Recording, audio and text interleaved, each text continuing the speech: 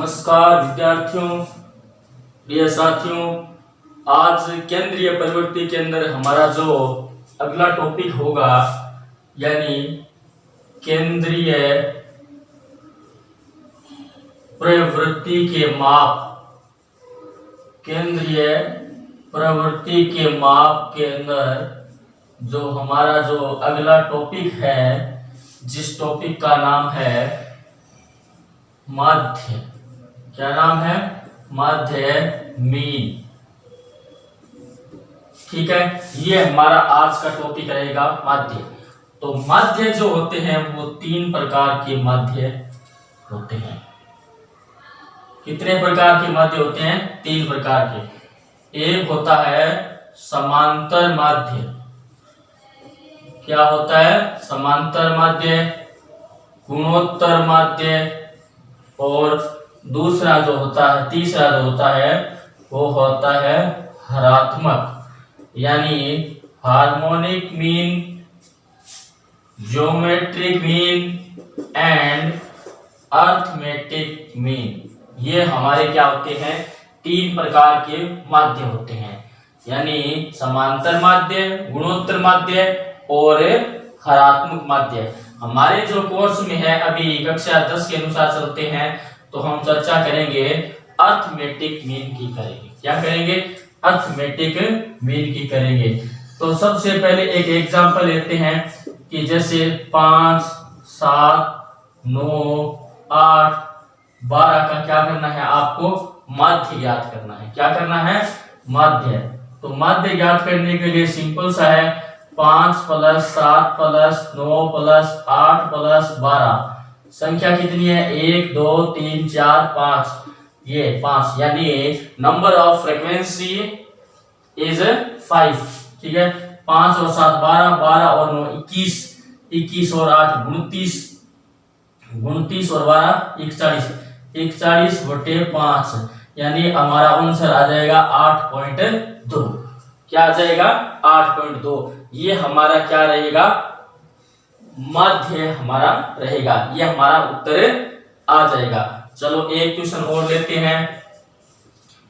12, 18, 20, 32, इसका हमें क्या करना है? माध्य ज्ञात करना है। तो 12 + 18 + 22 + 32 नंबर ऑफ फ्रीक्वेंसी 4। ठीक है, 12 और 18 30, 30 और 22 52, 52 और 32 कितने हो गए? 84। 84 में 4 का भाग देना है तो कितने आ गए? 21 यानी 21। ये हमारा क्या आ गया? आंसर आ गया। ये सिंपल सा क्वेश्चन होता है। अब हम क्या करेंगे? इस क्वेश्चन को वर्गांतर श्रेणी में लिए चलते हैं। क्या लिए चलते हैं? वर्गांतर श्रेणी में इस क्वेश्चन को लेकर के चलते हैं।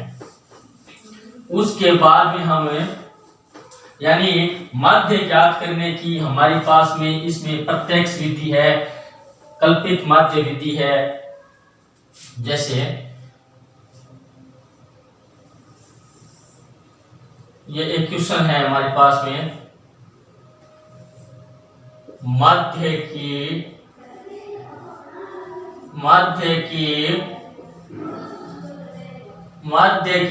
गणना।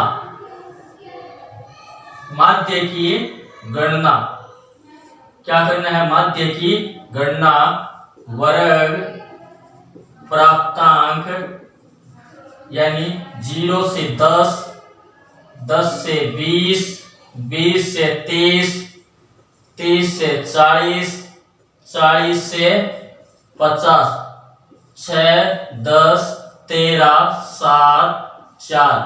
इससे हमें क्या करना है? माध्य ज्ञात करना है। कैलकुलेशन ऑफ क्या करनी है? मीन। तो सबसे पहले आपको क्या करना है? हम सिंपल ले रहे हैं बिल्कुल। इसका क्या निकालना है? मध्य मान आपको निकालना है। एम वी जिससे बोलते हैं, ये डी निकालना है। क्या निकालना है?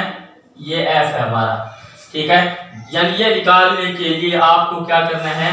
जैसे 0 और 10 है, 0 से 10 यानी इसको टोटल करेंगे तो कितना आएगा? 10 में 2 का भाग दे दिया 5। ये हमारा क्या आ गया? मध्य मान आ गया। तो इसका मध्यमान 5। इन सब में क्या है, वर्ग अंतराल जो है h जो है वो कितना है, 10 है। तो जोड़ते जाएंगे 15, 25, 35 और 45। ठीक है,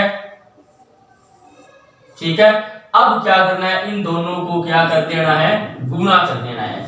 6 को 5 से गुणा करेंगे तो कितना आ जाएगा, 30। 10 को 15 से गुणा किया 150, इसको गुणा किया 325, इसको गुणा किया 245, इसको गुणा किया 180। ये हमारे पास सभी संख्याएं आ चुकी है। अब हम क्या करते हैं, इसका टोटल करते हैं, सिग्मा F1 यानी सिग्मा। अब सिग्मा की बात करते हैं, क्या करते हैं, ये है सिग्मा। क्या है, सिग्मा सांख्यिकी यानी स्टेट्स के अंदर, स्टैटिक्स के अंदर इसको क्या कहते हैं, समेशन। SUMMATION, summation. इसका अर्थ होता है कि योग से, सिग्मा का मतलब क्या होता है, योग, यानी नंबर ऑफ फ्रीक्वेंसी, यानी सम ऑफ फ्रीक्वेंसी, यानी सम ऑफ फ्रीक्वेंसी। तो इसका टोटल करेंगे तो देखिए ये आ गया हमारे पास में 570 और ये आ गया हमारे पास में 720, 750, यानी सिग्मा F1D1 इजिकल टू 930। ठीक है, अब इसका हम सूत्र अप्लाई करेंगे। तो माध्य बराबर सिग्मा F1D1 सिग्मा F1, यानी 930 के अंदर क्या करना है, हमें 40 का भाग देना है। 1 0 से 1 0 कट गया, ये हमारे पास में आ गया 23.25। कितना आ गया, 23.25, यानी 1 चौके चौक, 2 चौके 8। ठीक है, इस प्रकार हमारा आंसर 23.25 रहेगा। ये हमारा एक साधारण सा सवाल था, प्रत्यक्ष विधि से कह सकते हैं आप, डायरेक्ट मेथड हमने किया है, यानी कुछ नहीं करना है, सीधा का सीधा इसका डिफरेंस निकालना है, यानी मध्यमान निकालना है। मध्यमान निकालने के बाद f से गुणा कर करके और टोटल FD हो गया। उसके बाद में सिग्मा FF जो है हमारे पास में 40 थी, उसका क्या कर देना है, आपको भाग दे देना है। क्या दे देना है, भाग दे देना है। तो अब आपको ये माध्य की गणना है समझ में आ गई होगी। इसका हम एक दूसरा सवाल और लेने जा रहे हैं, जिसको हम करेंगे कल्पित माध्य विधि से करेंगे। क्या करेंगे, कल्पित माध्य विधि से। अगर कल्पित माध्य कोई भी क्वेश्चन कल्पित माध्य में मान सकते हैं, यानी कोई भी डिजिट, यानी कल्पित माध्य। क्या करना है, कल्पित माध्य, यानी एज्यूम्ड मीन कहते हैं उसको। क्या कहते हैं, एज्यूम्ड मीन कहते हैं, एज्यूम मीन कहते हैं। तो सबसे पहले अब चलते हैं, हमारे पास में एज्यूम मीन चल रहा है। सबसे पहले क्या आ गया, वर्ग, ये प्राप्तांक, यानी 0 से 10, 10 से 20, 20 से 30, 30 से कितना आ गया 40, 40 से 50। ये हमारा क्या रहेगा, सवाल रहेगा। ठीक है, तो देखिए 6, 10, 13, 7, 4। मैंने उसी क्वेश्चन को ले लिया है कि हम चाहे कोई सी विधि से करें, हमारे जो उत्तर हैं वो सेम रहेंगे। क्या रहेंगे, सेम रहेंगे। तो इसका क्या करना है, आपको मध्यमान निकालना है। क्या निकालना है, मध्यमान निकालना है। तो निकाल लेंगे। तो ये हमारा f, ये कितना आ गया 5, 15, 25, 35 और 45। ठीक है, अब हमें दे दिया है गिवन जो 25 दिया हुआ है। क्या दिया हुआ है, 25, यानी कल्पित माध्य आपको 25 मान करके ही इस क्वेश्चन को करना है। तो करेंगे, कोई दिक्कत वाली बात नहीं है। तो सबसे पहले एक बात जान लेते हैं कि x जो है हमारा वो कितना है, 10, यानी उसको बोलते हैं वर्ग अंतराल। क्या बोलते हैं, वर्ग अंतराल जो हमारा है वो 10 10 का है। कितना है, 10 का हमारा वर्ग अंतराल है। तो इसमें से क्या करना है हमें x, यानी ये जो हमारा है यानी 1 माइनस कल्पित माध्य, यानी इस कल्पित माध्य में से हमें घटाना है। कितना घटाना है? a प्रत्येक में से, और h का क्या देना है डायरेक्ट। h कितना है हमारा 10 है। कितना है? h कितना है 10 है। तो ये हमारा क्या रहेगा, इसको d कर सकते हो आप, इसको u कर सकते हो, कुछ भी कर सकते हो, कोई दिक्कत वाली बात है इसमें नहीं है। इसको चाहे u1 कीजिए चाहे t1 कीजिए, कोई दिक्कत वाली बात है नहीं है।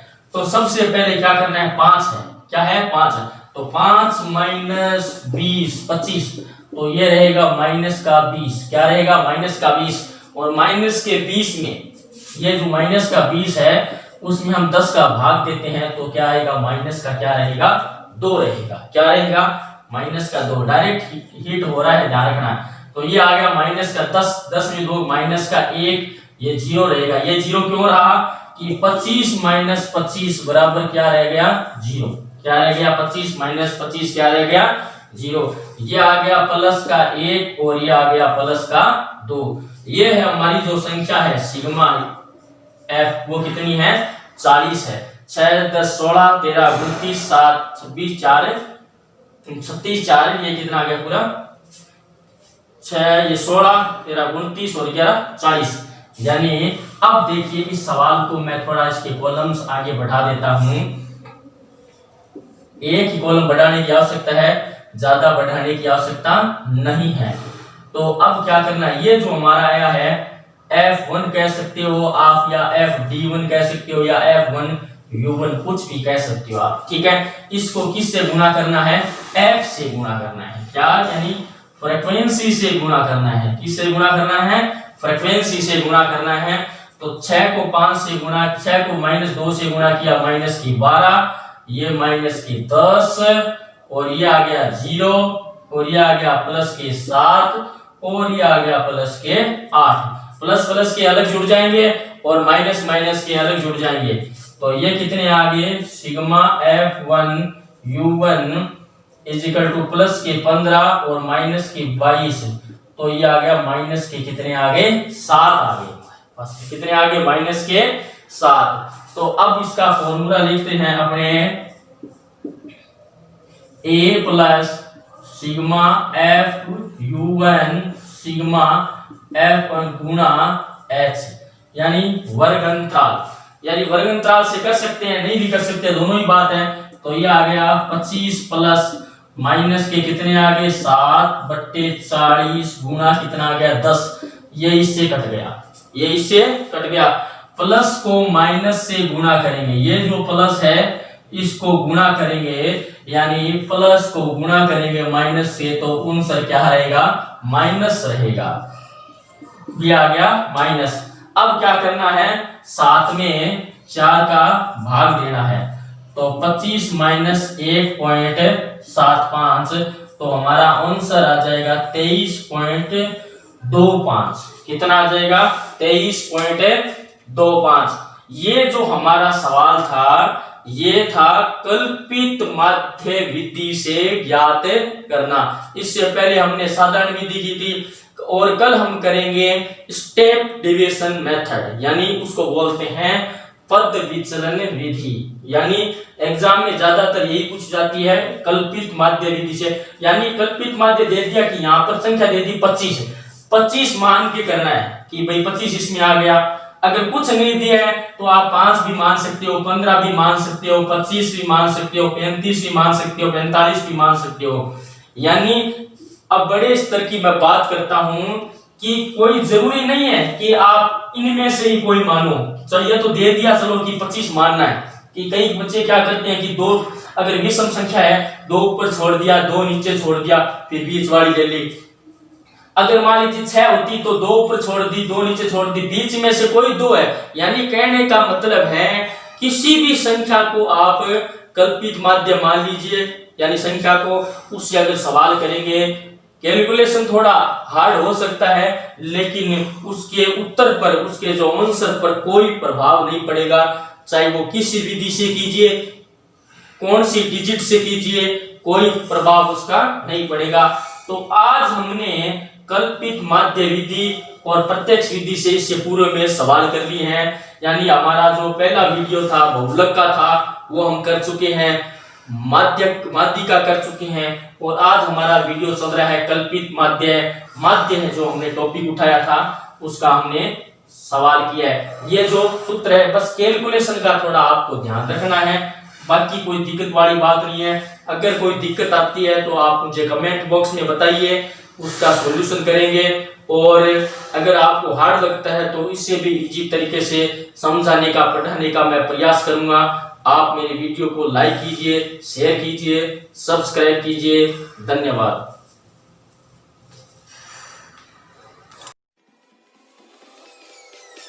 Peace.